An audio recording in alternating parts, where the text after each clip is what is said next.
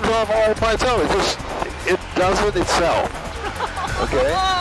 Yeah, you're right there with me though.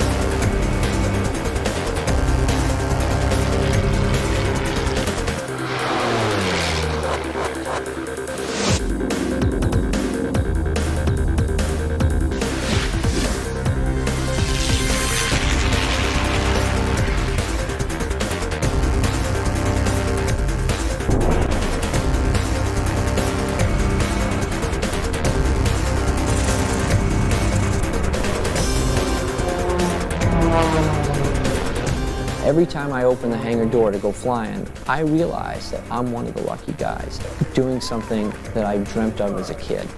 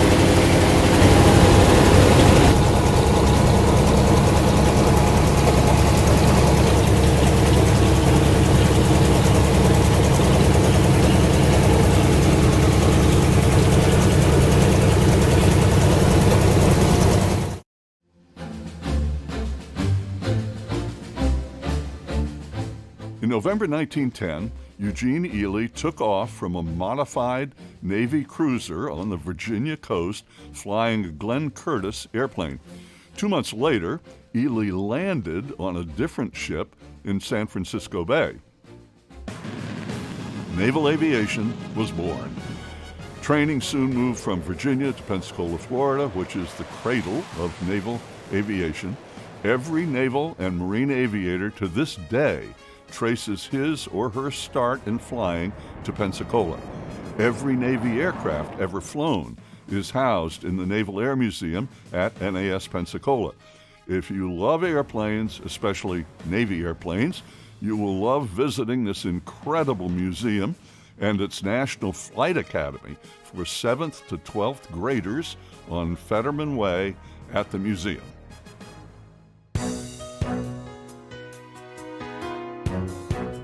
The Navy's first ace was Naval Aviator number 85, David Ingalls, in 1918. Flying a British Sopwith Camel for the RAF, he shot down 5 German airplanes in 6 weeks.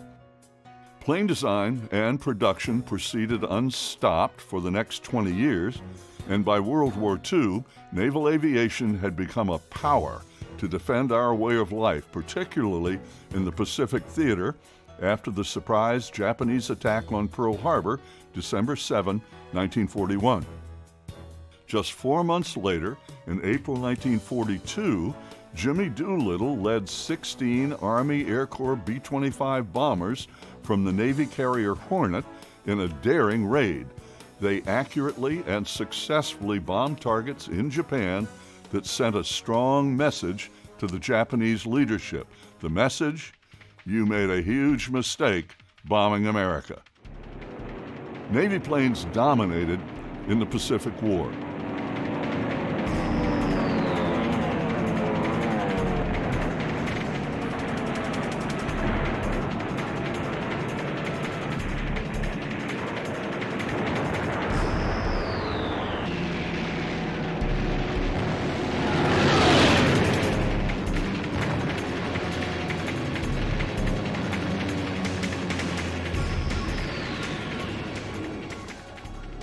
Fighters, the Grumman Cat series, the Wildcat, the Bearcat, the Tiger Cat, and the Hellcat. Hellcat pilots shot down over 5,000 Japanese airplanes in the Pacific. The late Alex Vashew, the Navy's 4th-ranking ace, said that he loved his Hellcat so much that if it could cook, he'd marry it.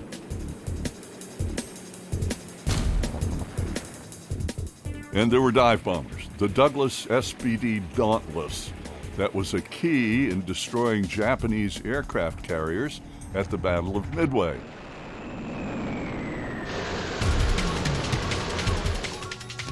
And the Helldiver that replaced the Dauntless.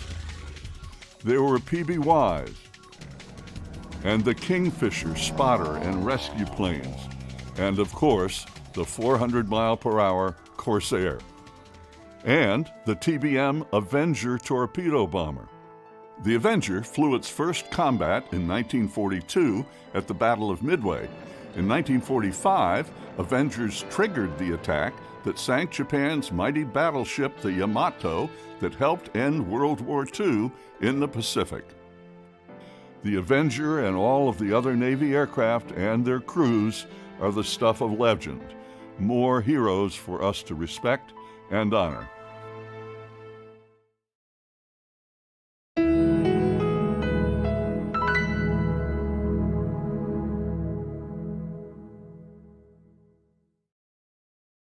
My name is Connie Boland. I am the founder and now the coordinator, chairman of Warbirds in Review. So I thank you personally, and on behalf of EA Warbirds of America, I thank you for supporting our program and being here in the audience to hear from these aircraft owners and the veterans that we pay tribute to. And Teresa mentioned earlier, if you were here singing when the P-51 interrupted her song, that was me and the P-51, so I apologize to all of you. However, we did a mission this morning to support an event in Green Bay with the disabled disabled veterans. We're at an event, and they asked us for a flyover, and it's typical of a Warbird owner. Of course, it's also typical of us who fly the P-51. Give us an opportunity, and we're there. We had that request, and we had 2 airplanes. We said, yes, we can support your event. We'll be there for the flyover. We left with 5 airplanes this morning and did a very nice flyover for the disabled veterans there. So I pay tribute to all the aircraft owners and all the people who keep these airplanes going, and a special salute to all you veterans out there. Today's program is sponsored, as all the other programs are, with a sustaining sponsor of Scott's Miracle Grow Company, so a thank you goes out to them. Fagan Fighters World War II Museum in Granite Falls, Minnesota, Jelly Belly Candy, and several individuals support this. So if you would like to make a contribution to support this feature that we have here, or if you have friends who cannot be here, please tell them to watch this on flyingondemand.com. We're live streaming every day, which is a phenomenal addition to what we have here. We reached 64 countries last year, so we can tell this history to a lot more people than just those who are here enjoying this event in person. A thank you again to the aircraft owners, and then our friend David Hartman, who has written the scripts. Sleeping Dog Productions, Scott Guyat and Kyle Guyat, they have just unbelievable amount of time and work put into this. Thank you. Morning, everybody, and please welcome Brad and Jane Deckert, who own that airplane, the blue one. Hey, Jane. Morning again. Bradley, sir. So, Brad, how does one come to own an Avenger? Well, the short story of that is a drunken night at the Fargo Air Museum when they convinced us we should own it, and we didn't know any better. Do you own other airplanes as well? We do. We have a Bonanza and a helicopter and a Stearman. Right. Now, you're a pilot. I am. Jane, fly? I'm a great radio director. But comfortable in the air. Very comfortable in the comfortable. Yep. Air. Brad, tell us a little about this air. What was its mission? Well, the mission of the TBM is primarily a torpedo bomber. Mostly they did glide bombing in support of the invasions on the islands, but torpedo bomber is what it's designed to do. Right. How many in the crew? Crew is 3. Not quite like it looks like. It was the pilot, the ball turret gunner, and the radio man. There was nobody right behind the pilot in its war configuration. You know, when I was in grade school during World War II, I used to sit and draw airplanes, you know, all the military planes. And this one I tried, but I could never get the turret in the right place. It looked like I was throwing the CG off with the turret. I could never get it right.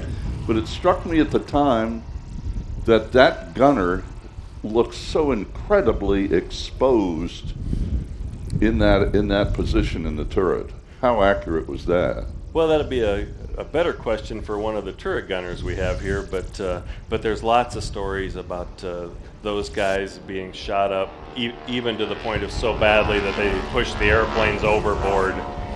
Right. Jane, the gentleman, 4 gentlemen you have brought with you, would you just briefly introduce each of them? So they're sitting over here with Sam. Oh, Sam's over here. Yeah. Sam, you might want to be over there, please. I think it might be great. Jane, sorry, go ahead. That's okay. I'll start from left to right, my left to right. Harold White, and he's got his young picture.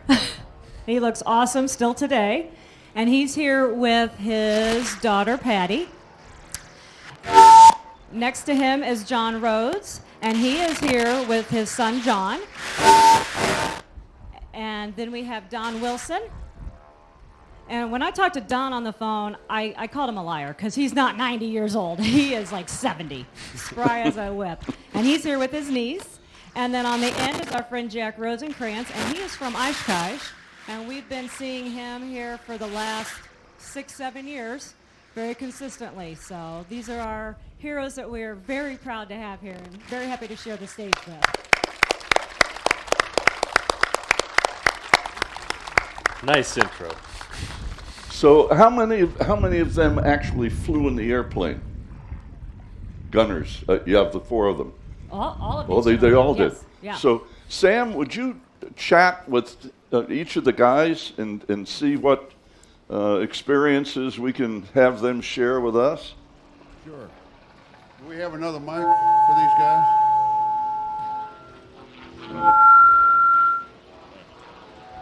Well, I'll just walk in here. Could you just tell us a little bit about your experiences as a gunner on your, you got it there?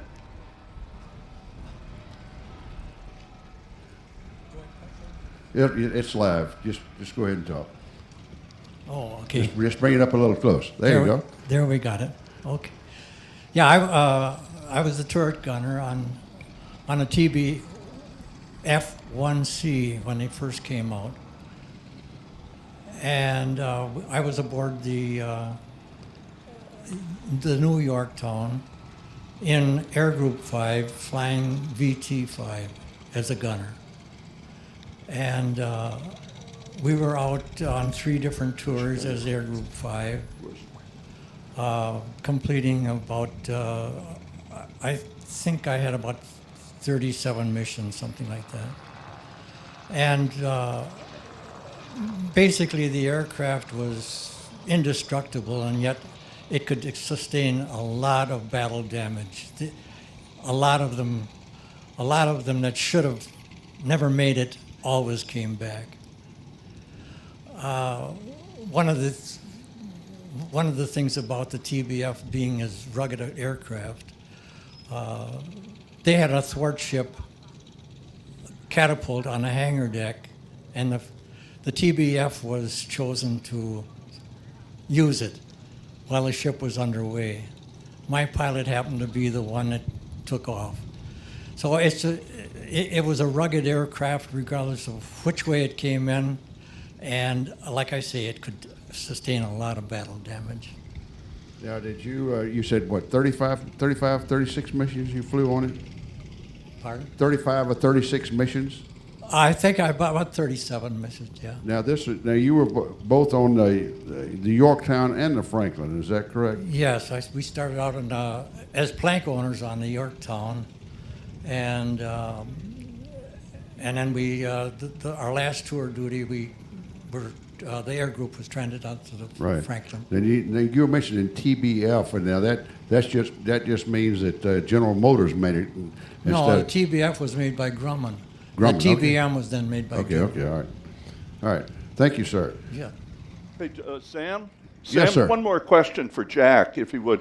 I asked about how exposed that turret is. When you're in that turret, how does it spin? Does it stay stationary? And how exposed are you up there in that turret? Well, you're exposed from, the gun is on your left-hand shoulder, and you're exposed all around, actually. And you controlled it with a dead man switch or a control switch, and you could turn it any way you wanted, as long as you didn't shoot your own wings off. It was it was an easy turret to operate. Kind of ironic. You call it a dead man switch. That's if you let go about that. If you let go of the controls, the turret came back to neutral. You could come out then. If you needed to get out, it was always in the position that you could exit. Right. A little bit your experiences in it, please, sir. Yeah, I was a radio man, tail gunner on a TBF, and we spent most of our time anti-sub patrol, flying off of CVE, which is a small carrier, and we were catapulted off all the time. And it was, I'll tell you, that TBF was, to me, one of the best. We were in trouble like 3 or 4 times, and it always brought us back. And I got to say, it's one of the best aircraft I ever saw. So how many missions did you fly on that? Or Well, you probably didn't count them. I don't really remember. Now, were you in the Atlantic or in the Pacific? Pacific, yeah. So how long were you on there? Like from about 44 to 46. So we were pretty busy. All right. Well, thank you, sir. Yeah, well, thank you. All right, John. Now here's a picture of John here when he was. How old were you there? 17. 17 years old. Did you? 17 years old. You know, today's 17-year-old kids, they were just, you know, it's hard to imagine that a 17-year-old be in combat. Well, hell, I thought I was going to miss the war. Tell us a little bit about your experience. I have nothing compared to these guys. I did a lot of training, patrolling. That's about it. We were anti-sub patrol in the Atlantic. But You spent all your time in the Atlantic? Hold up. yeah, most of the time, yeah, that's where it was. Whose picture is this here, Kyle? Oh, this is yours. They moved us out to Alameda Go ahead. with new planes and a new aircraft carrier. We were going to, that's when we were going to go for the invasion of Japan. Yes, sir. And good old Harry dropped the bomb. That saved my butt. So now, when did you actually go into the military? What year did you go in? 43 to 46. 43 to 46. Well, you're still a hero in my mind.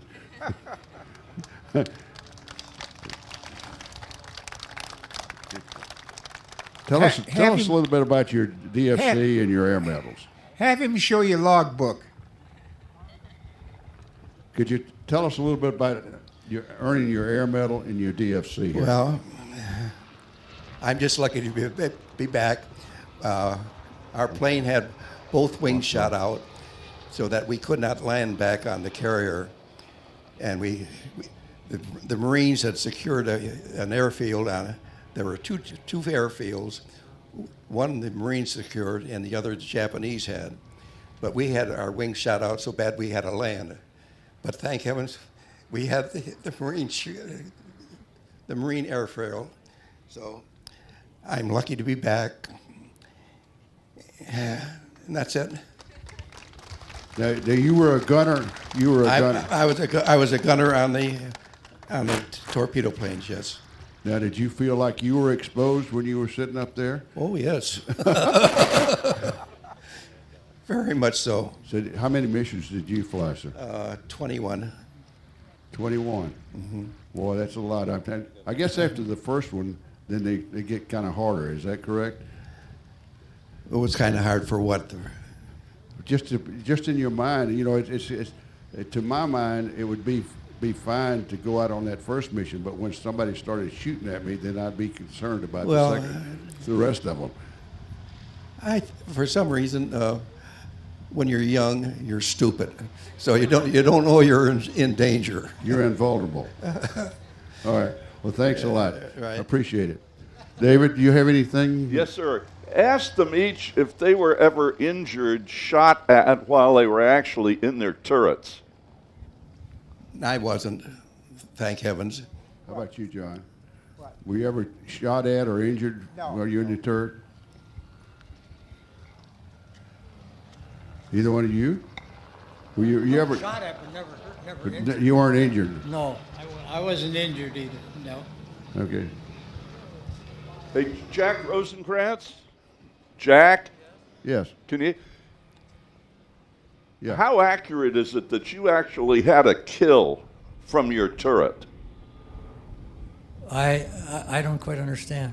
Did you actually shoot down an airplane from your turret? Oh no, I never shot down an aircraft.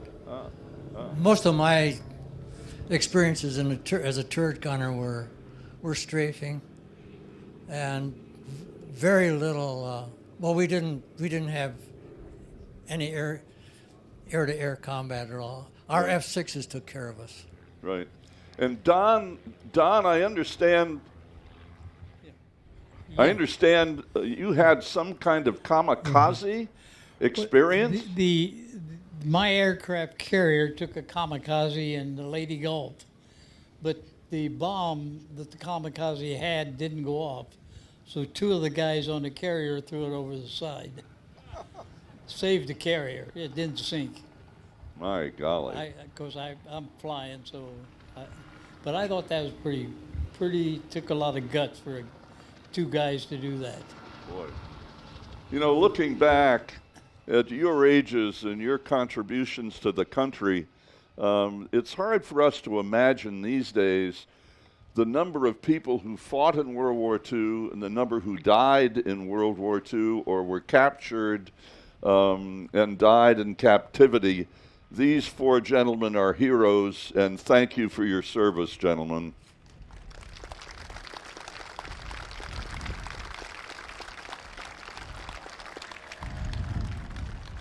What is it like for you, Brad and Jane, to get well acquainted with these gentlemen who actually flew this airplane in combat? You want to take that, Jane, or me? Well, I have my box of tissues down here because this always cheers me up, but they're why we do it.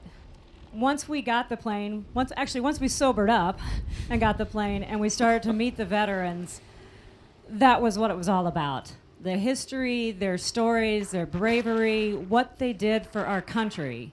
And they are coming to us and thanking us for flying this and bringing it out to the public to see. And we're like, it's all because of you that we are able to do this. Otherwise, we wouldn't be here for this. So we truly appreciate it. When did you get interested in naval aviation and looking back at the history from the war? About the same time we purchased the plane. I was not a history buff beforehand. My parents are significantly older. My dad was in World War II right at the end. Never left the States, didn't really have any stories as such to share except his friends and the camaraderie. But after getting the plane, you kind of get totally immersed in it. Yeah. Brad, when did you really start to get involved? Similar to Jane, the airplane started out for me as Brad's big, powerful toy, and very quickly our role changed to caretakers of the piece of history. Yeah. Tell me more about this airplane and what it's like to fly. I guess the first word is heavy. It's as heavy and cumbersome to fly as it looks like it might be. Very heavy on the controls, very stable. But that goes to what the guys were just saying about how you could shoot it up. It could take a lot of punishment. The airplane is very well built. We maintain it all the time, and it is a heavily built, sturdy airplane. Yeah.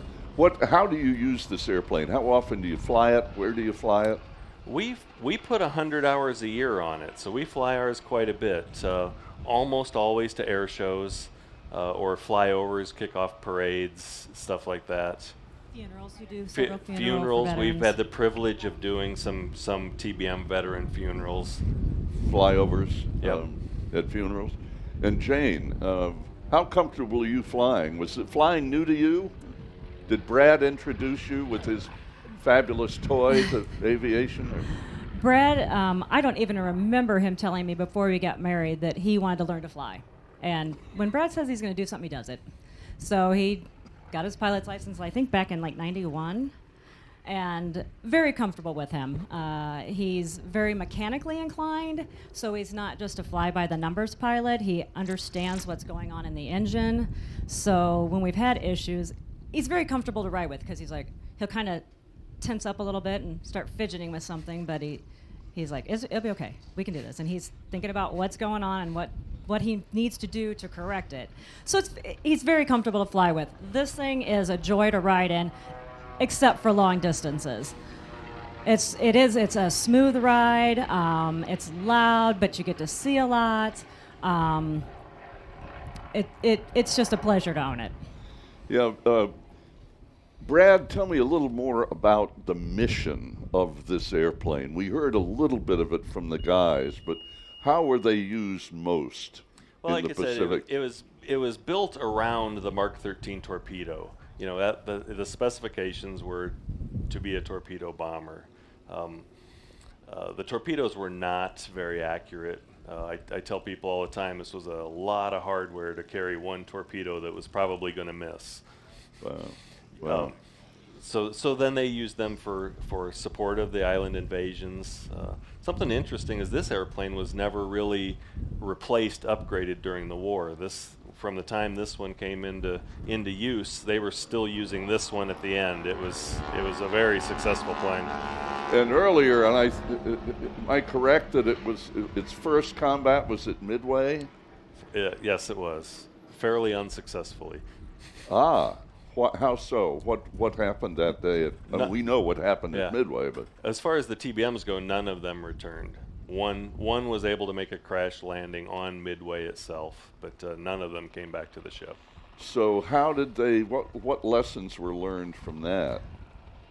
Fighter cover. You needed fighter cover to protect them when they're doing torpedo and stuff. they changed the tactics as the war progressed to make the planes less vulnerable during torpedo runs and bombing runs. Right. One of the guys mentioned strafing. How much strafing was done by this airplane if it wasn't dropping torpedoes? You know, I guess another good question for them. Lots of stories, you know, we've heard from strafing and shooting sharks when they were bored, and actually another non-military use for this airplane that we've heard on several occasions was because you could carry a big load in it and it would go high, they would stack it with beer, go up to 20,000 feet where it was cold, and cool all the beer off and come back down to the carrier. See, it's interesting how often the subject of alcohol gets involved with aviation. You wouldn't have had this airplane. That's right. If you hadn't had that last beer. That's great. Gentlemen, back to you. Do you still have a mic over there? Kyle, thank you. Would one of you who can talk about strafing missions and what those strafing missions were like? What did you accomplish with them? Well, you tried not to miss the water. I think what he just said, they try not to miss the water when they're strafing. No, it was targets of opportunity is what it amounted to. After the plane was lined up to make its bomb run, I can't speak for others, but my pilot always gave me the opportunity to strafe gun positions on the island, or if there were ships in a harbor that we were flying over, to strafe those. It was just targets of opportunity that we could use. To what extent, when you're in the turret, to what extent could you shoot down? You know, your angle, the angles that you have where you could shoot down. Well, we had a gun interrupter on the guns so that you couldn't hit any part of your aircraft. But shooting directly down, you'd have to shoot just after your wing. I'm guessing maybe 30 degrees. Right. But you did have that capability to shoot at something on the ground. Oh, yes, and if the pilot cooperated, well, I shouldn't say cooperated, gave you the opportunity, he could drop the wing, whichever you wanted. He could drop the wing, and that's right, and give you a wider field of fire. A wider field. So that meant you had to be well coordinated with your pilot. You had to be on the same page every second. Well, yeah, that's true, too. Well, all three of us, I mean, it was a cooperation thing. And we each knew what the other was going to do, and so you didn't butt in, so to speak. Each one did the job, and each one did it. Right. Do any of the rest of you have strafing stories to share that you recall? I got one. The pilot was strafing with his wing guns, and as we pulled out, some of the bullets were ricocheting off of the water. Did you ever have that happen? Yeah. I said, hey, you trying to shoot us down or what? That was it, yeah. Yeah, but he was a good guy, really. But little things like that happen. You just can't control them. No, you can't.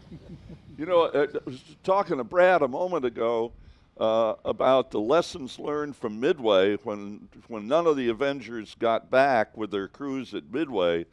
You know, what was done differently for you guys that your planes were better protected than the Avengers were at the Battle of Midway?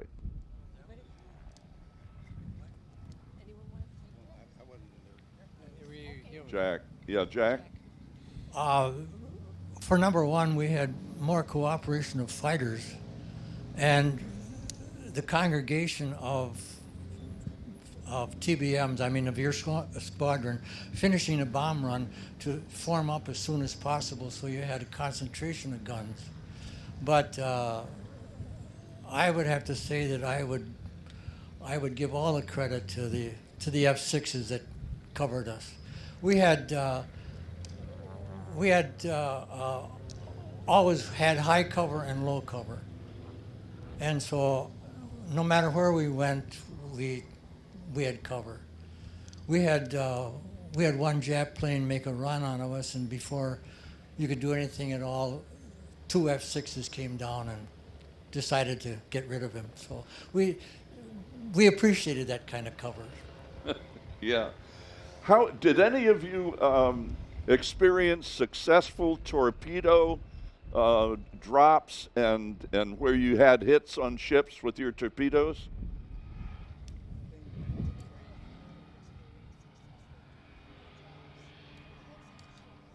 Yes.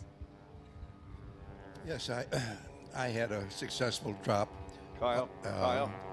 And the torpedo landed and jumped up out of the water, but then landed back in and went right after the ship.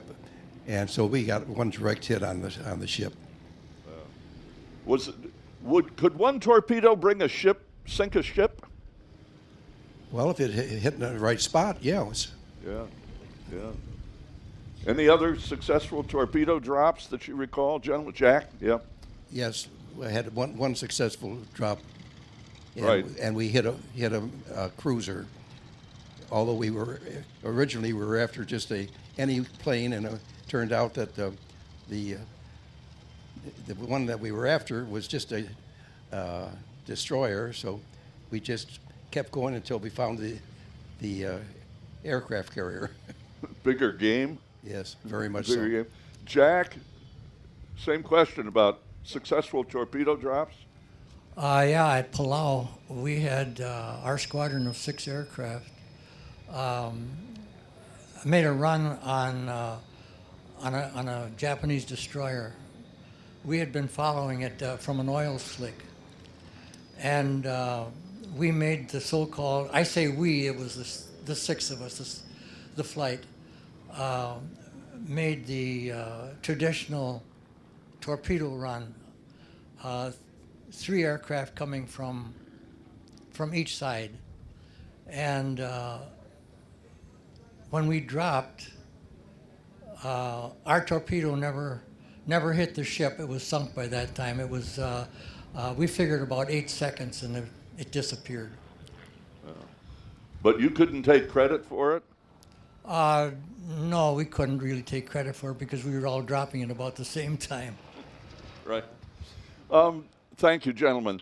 In the audience, any questions that you might have for Brad and Jane or our 4 gunners from the TBM? Yes, sir.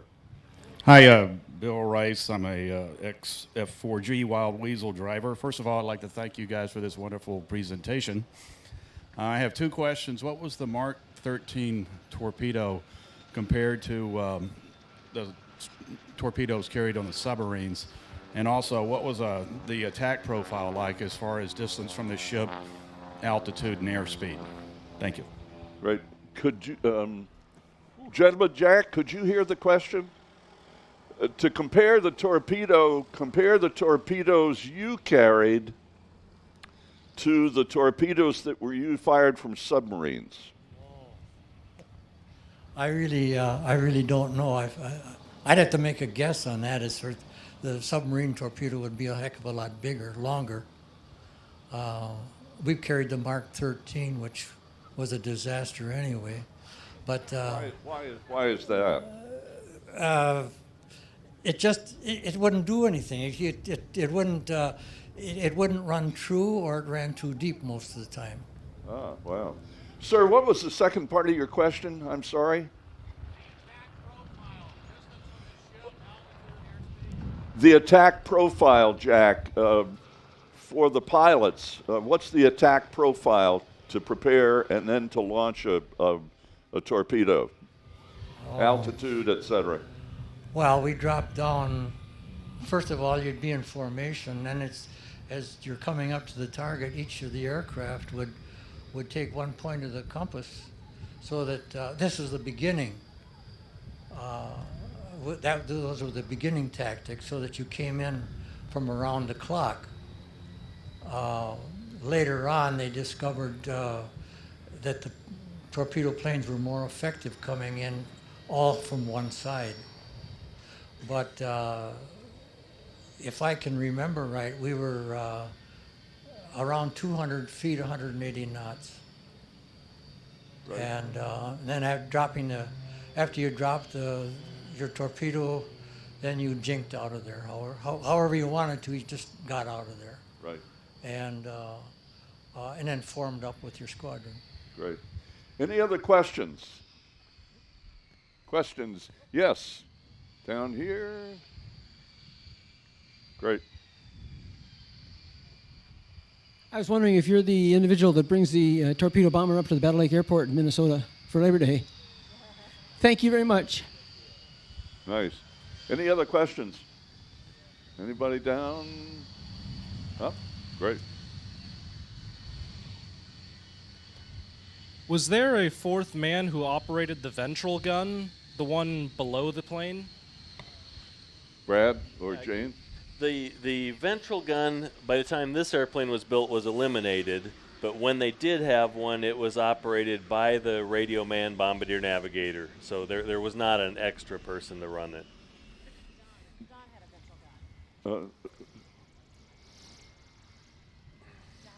Yeah, Don? Yeah, tell us about the ventral gun. Well, that was a 30 caliber tail gun, and you didn't have much clearance there to see anything. And if you shot at something, you didn't know whether you hit it or not. I think it's just to try to scare somebody. Only it scared me instead of them. Any other questions? Yeah, good. Kyle is getting her running in Thank you. today.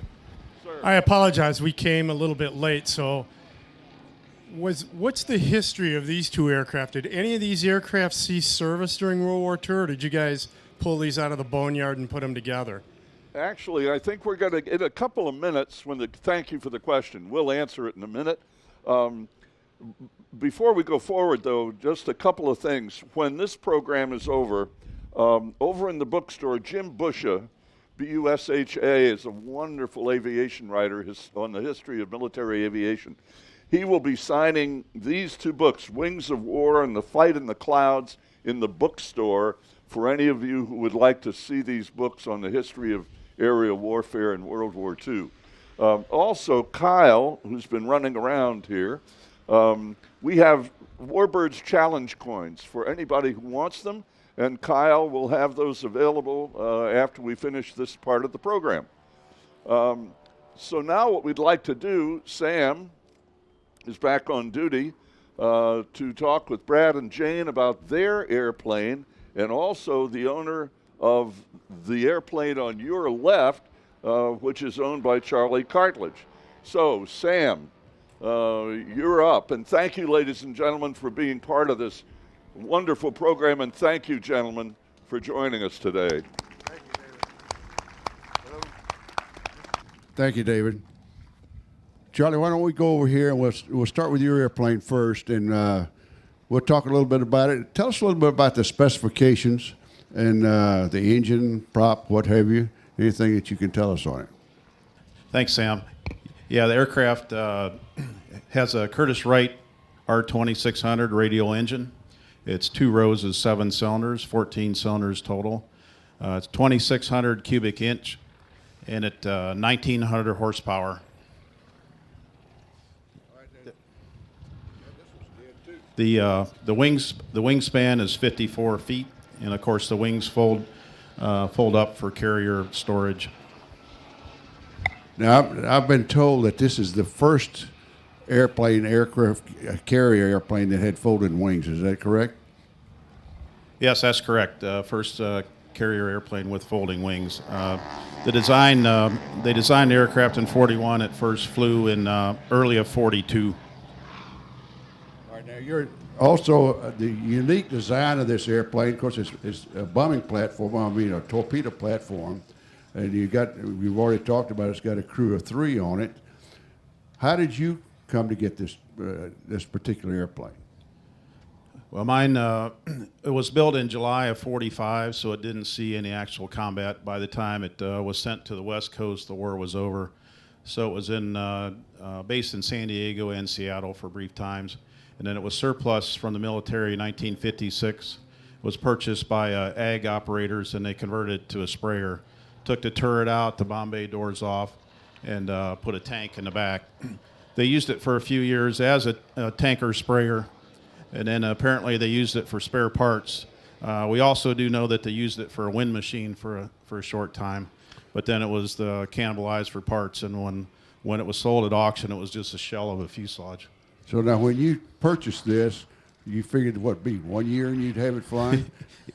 yeah, 1 or 2 years, a couple good weekends, whatever. Yeah, just work on the weekend. So yeah. 14 years later, we actually flew it. So what, 2012, is that what you said? 2013 when we flew it for the first time. Okay, what's the paint scheme on this particular airplane? This is painted to represent a friend of ours. He was a turret gunner during World War II. He was in VT-20. It was based on the Enterprise during late 44. So it's in his markings. Okay, now you've been flying this thing for a few years. What does it mean to you personally to fly this thing to the different air shows so the veterans can get a chance to see this airplane? Some of them probably hadn't seen it since 1945. Yeah, kind of like Brad. We started out as just a big toy, but it means a lot more than that. Yeah, okay. I'm kind of like Brad, or Jane, I need my Kleenexes, but we do this for the veterans. A lot of people are amazed how big the aircraft is, how it was even possible to fly it off a carrier. It's just amazing to see what these guys did back then with what they had to work with, but this is really a tribute to all the veterans, so we thank them. And they're all heroes. They are. And like Jane, most of them are thanking us, and I have no idea why they're thanking us. And then they all say, I'm not a hero. Exactly. Yeah. All right. Brad, let's talk to you and Jane about your airplane here. How about the armament on the airplane? Well, it had 350 caliber guns. It had 1 in each wing and 1 in the ball turret. It was capable of 2,000 pounds of droppable ordnance in any configuration that you wanted to carry them, whether it was 1 torpedo or several 100-pounders, 250-pounders, whatever the mission demanded. Was it used much as a bomber, or was it mostly just a torpedo airplane? No, much more as a bomber than a torpedo airplane. The torpedoes, as Jack said, were less than successful, and so they had great luck with them as bombers. And the whole war, they didn't improve the torpedoes at all? Oh, they improved them absolutely, but the missions just turned out that the plane was more utilized as a bomber. Well, how reliable is the engine on the airplane? How reliable is the what? The engine, the right engine. Oh, the right engine. Yeah. You know, they're pretty reliable. It's a 1,900 horse. Yeah, I would call it reliable by those standards. How about the range on it? What's the range? The books. Oh, so how long can you fly? Okay. The airplane will fly longer than you want to fly. I know that but for 18-year-olds, they probably didn't make any difference. Yeah, they were fine with it. the books say the range was 1,000 miles. They had to slow it down quite a bit to get that kind of range out of it. How we use it, it's a 500-600 mile range. Okay, how about the paint job on your particular airplane? The dark blue was how most of them were painted late in the war. Right. And the markings that are on ours are from the carrier that it flew off of. Okay, what's the significance on the nose art on your airplane? The nose art that's on ours is the squadron insignia that it flew. All right. Now, well, what squadron is that? Well, the VMTB-234 was V was it designating heavier than air, Marine torpedo bomber, or the MTB, and then the number was 234. So that particular squadron was in the Pacific. Is that correct? Now I see that you've got the bombs up here, and then you got a sunken ship. So tell us a little bit about that. Yeah, the bombs on the sunken ship are based on information the best we can put together on how many missions that it had, and there is evidence that it was involved in sinking a destroyer. All right. I'll ask you the same question. What does it mean to you to bring this airplane to these people? Just like Charlie, it's because of what these guys did with them in the war that allows guys like me and Charlie to play with them today, and showing our thanks, continuing the education to people. That's what it has become all about for us. Well, about how many of these were built? Just under 10,000. And that was between 1941 and 45, or did they start building them before that? That's pretty close, yeah. Now, how many do you think are still flying? 20-ish still actually fly. Are they all here in the States? Or? No, there are a couple, I think, in New Zealand, one in France. Now, what other countries use this? That I know of, England used them for submarine patrol. I don't know if anybody else used them or not. Okay, well, thanks a lot. I really appreciate you guys bringing your airplane here. I mean, that means a lot to all the Warbird community. That's an honor for us, too. Thank you, Jane. Thanks, folks. Appreciate it.